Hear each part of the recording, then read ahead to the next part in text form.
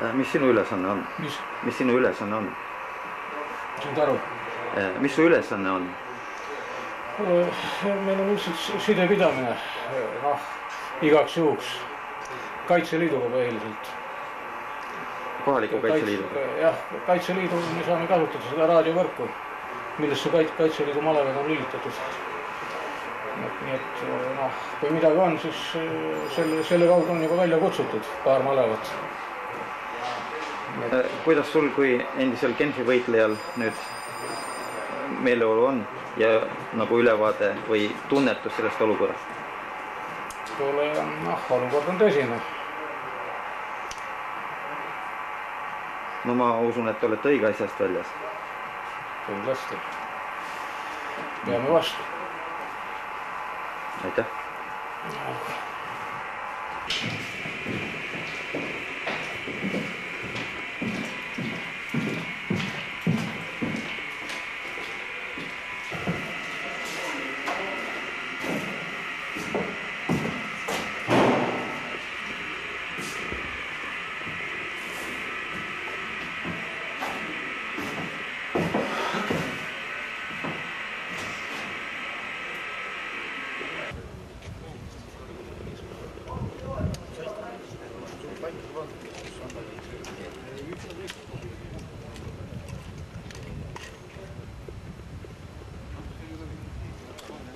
Pärast ma kirjutan siia üles, kus ma võtan seina peale.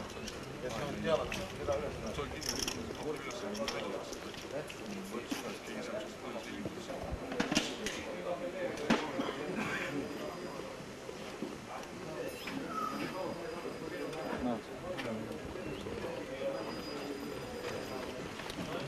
ma võtad elektrit vastu.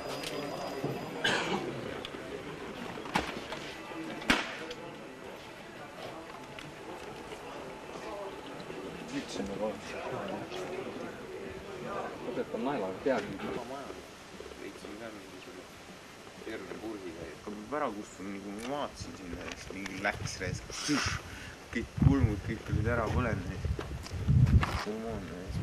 Vuntsid siit, kõik oli valus. Kalda on ka õige mitu korda vist ennast põletanud. Normaalne. Juuksed kasvasid uued päev. 2000 täpselt. Proovib siia. Päris hea Fordiga Mondraga sõidab ringi ka. Eraettevõtjad võiks toetada küll meid jäägreid. Kõiki toetada. Mis leht siin on? Siin on kirjas midagi.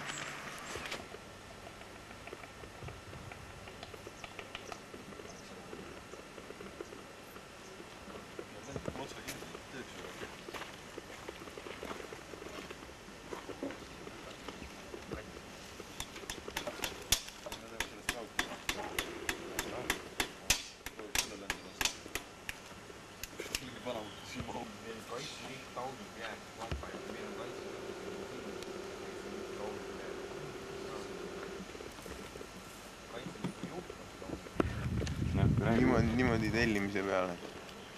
See Kaitseliit taunib Jäägerkompanii. Tegelikult taunib hoopis Kaitseliidu juht ka nüüd Jäägerkompanii. Kõik kaitseliitlased on meie poolt ja kõik on siin. Need alamkaitseliitlased. Väiksed mehed.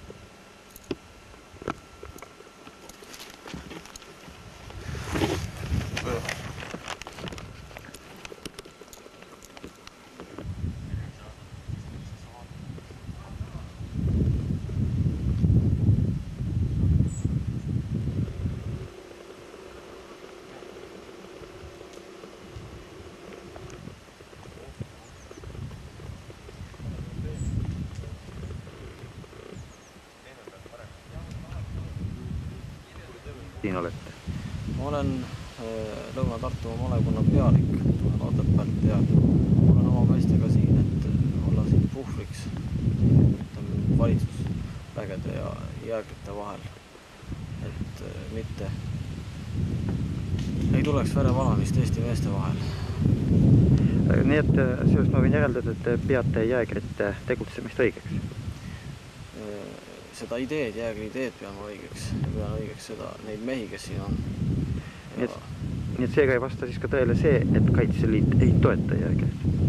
Toetab kindlasti, aga kuna Kaitseliidul on käsk mitte sekkuda siia, aga see käsk tuli hiljem ja ma olen juba siin. Ja ma ei ole siin kui kaitseliitlane, kes on kästud siia tulla, vaid kui kodanik, kes on tulnud siia. Te nüüd mainisite, et olete pealik, et võib-olla, et järsku enam ei ole. Kas see on reaalne? Ma olin Tartu maamaleva pealik, kuid Tartu linn ja Tartu maal jäeti kokku ja sellega territoorium jäi samaks ja mehed jäid samaks. Ma olen nüüd lihtsalt Lõuna-Tartu maamalevkonna pealik. Kas tema nime ka? Minu nimi on Naruski, Esmar Naruski. Väga meeldib, aitäh! Teil tuleb veel teatud jõudusi juurde? Jaa, siia on tulnud naiskaitseliitlasi ja tuleb veel vähemalt lubast tulla naiskodukaitse esinaine proua Dagmar, nii et loodame, et ta jõuab õhtul kohale just siia, et ka naiste juuresolek võib-olla veidikene pidurdaks Eesti meeste vahelisi pingeid. Kas Kaitseliit leiab ka seda, et peastaabis on liiga palju endiseid sõjakomissare ja taolisi? Sellest see konflikt ongi hakanud. Sellest hakkas konflikt Otepääl eelmine aasta Kaitseliidu ja siis lahendati see konflikt, ära leiti Kaitseliidu uus ülem ja sellega Kaitseliidu pinged langesid, aga nüüd need pinged on ikkagi jäänud kaitsejõududesse edasi ja nende põhjuseks on ikka see, et kalam vädaneb peast ja peastaabis need mehed, kes seal teenivad, ei ole meile vastu. Seda võib siis öelda, et Eesti Kaitsevägi mädaneb peastaabis? Jaa, igal juhul ja kindlalt.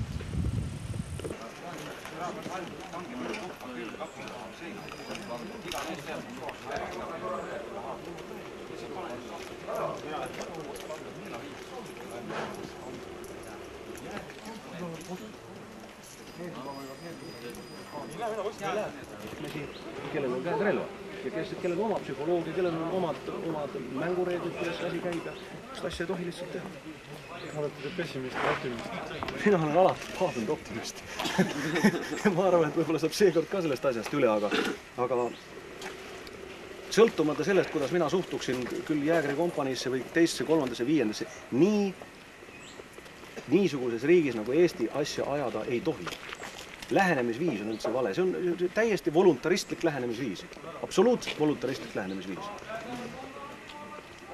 Ja see kuidagi on nagu hoiak on selline, et see peakorter on Berliinis või Moskvas, kus mastaapselt otsustab, nüüd me teeme niimoodi Eestimaal, kus kõik on kõigiga tuttavad, kõik on kõigiga sugulased, eks ole, kõiki tunnevad, eks ole, siin on hoopis omad. Ma ei kujuta näiteks ette, kuidas Kuperjanovi pataljon näiteks tuleks nendelt meestelt relvi ära võtma. See tähendab, see on ju kohe see pataljon lõhki.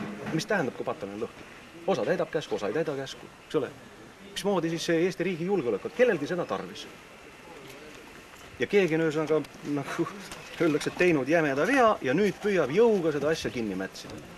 Nii seda asja lihtsalt ei saa ajada. Kahjuks asi käib ja seda... Mõnda konkreetset inimest selle asjadega ei näe? Vaadake, ma ei tahaks nimesid nimetada sellepärast, et selleks meil peaks olema väga palju lahinguvalmidus, sest neil on põhjust karta rünnakut nii maalt kui merelt. Valitsuse poolse operatsiooni alguseks on siin arvatud kella 19. See on praegu meie saate ajal. Tõenäoliselt blokeeritakse ka telefon. Haapsalu linnaservas kinnitas valitsuse nõunik Jüri Tikk, Haapsalu linnaservas kinnitas peaministri abi Jüri Tikk Eesti raadiole, et jõudu ei kasutata. Kullamäel on mehed valmis rünnakut vastu võtma jalaväe kahuriga, mis teeb 1200 laskut minutis. Lähitundidel selgub, mis tegelikult juhtub, aga avaldusega Eesti rahva poole pöördub Riigikogu riigikaitsekomisjoni aseesimees Peeter Lorenz. Austatud eestimaalased, olukorras, kus me saame praegu küllalt ärevust tekitavaid teateid, millisest ühed on kaasa toonud endaga härra Enn Tarto ja Jüri Liiv, sunnivad mind pöörduma teie poole selleks, et eestimaalaste tasakaaluka ja läbimõeldava ja tarkade otsuste abil takistada kõikide inimeste poolt mõeldavate pingete kasvu. Eriti käib see Riigikogu saadikute kohta. Eraldi sooviks pöörduda kõikide Eesti relvastatud formeeringutes teenijate poole nii Kaitseväes, politseis, kaitsepolitseis ja mujal palvega mitte anda käske kasutada jõudu, mis tekitaks mõttetu verevalamise. Käske andes või saades tuleb kõigil meil silmas pidada, et eksimine on inimlik. Seetõttu tuleb nii käsku andes kui seda saades kindlasti üle täpsustada, kas see ei tekita täiendavaid pingeid. Ei saa ju võimalik olla, et keegi terve mõistusega inimene Eestimaal võiks hetkel või lähemal ajal anda korralduse, millega kaasneks jõu kasutamine. Samuti palun massimeedia inimesi pidevalt olla omal initsiatiivil kursis käimasolevate sündmustega ning edastada teateid toimuvast. Infopuudus mõjub inimestele halvemini kui tõsised teated. Tänan kõiki ja kutsun üles koostööle mõistlike, rahulike lahendite otsimisel. See oli Eesti Raadio helilõik Kullapäelt Haapsalu lähistelt. Ja mulle enne ei helistatud. No võta, hoia see teine alles. Pane päevakajas kokku. Okei. Me ei tohi läbi lasta, aga mingi kuskil kõrval, pange läbi No meil on igast asjakaid asju olnud, kuni selleni välja, et kui nüüd teatasime, raadiogrammi teatasime peastaabili näiteks Vene riigi protestist, kui see oli siin pärast seda piirivalvuse tulistamist seal ja ametlik protest oli, siis peastaabist tuli vastu raadiogramm, et saatke 35–37 inimest Mõisakülla tulekahjule. No ja siis veel läks 5 minutit mööda ja siis tuli järgmine raadiogramm, teie abi Mõisaküllast pole vaja.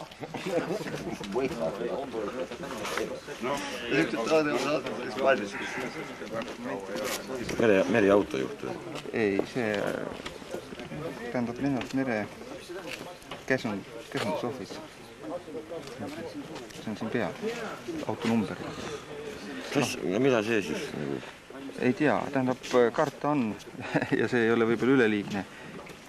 No Lennart Meri on teada, on ju ornitoloog, eks ole, käib mööda Võsasi ja ta võis isegi olla kuskil jälgida, sest et no see on minu niisugune labane mõtlemismall, aga see võib olla. Sest ma arvan, et ka temal tekitab huvi, mis siin toimub siin just selle väravate eest, need kõrgendatud kaurid üles panna. See on nagu... Mida siia tulles Eesti Televisioonile öeldi? Televisioonile öeldi niimoodi, et on antud välja spetsiaalne, peaministri käsk, mitte kedagi läbi lasta. Siis helistati Haapsallu, küsiti, et kas ei või. Ja pärast seda umbes minuti 10 pärast tuli, et kõik on juba tühistatud, president on oma otsuse, mitte oma otsuse, vaid selle peaministri otsuse tühistanud, et nüüd võib sõita küll. See oli kõik. Sõjaväebaasis on lahingu valmis. Jüri Liimi ja Enn Tarto informatsiooni põhjal on neil põhjust oodata valitsuse poolset operatsiooni maalt ja merelt. Merel on nähtud koondumas piirivalvekaatreid. Esialgse operatsiooni aeg kell 19 on möödas, kuid poisid käivad isegi kemsus automaadiga. Haapsalu poolt tulijaid võtab vastu jalaväekahur, mis teeb 1200 lasku minutis. Haapsalu linnaservas kohtasin peaministri abi Jüri Tikku, kes kinnitas, et jõudu jäägrite vastu valitsus ei kasuta. Küsisin Riigikogu liikmelt, Isamaa fraktsiooni liikmelt ja riigikaitsekomisjoni liikmelt Enn Tartolt, kust pärineb tema informatsioon ümbruskonna blokeerimise kohta.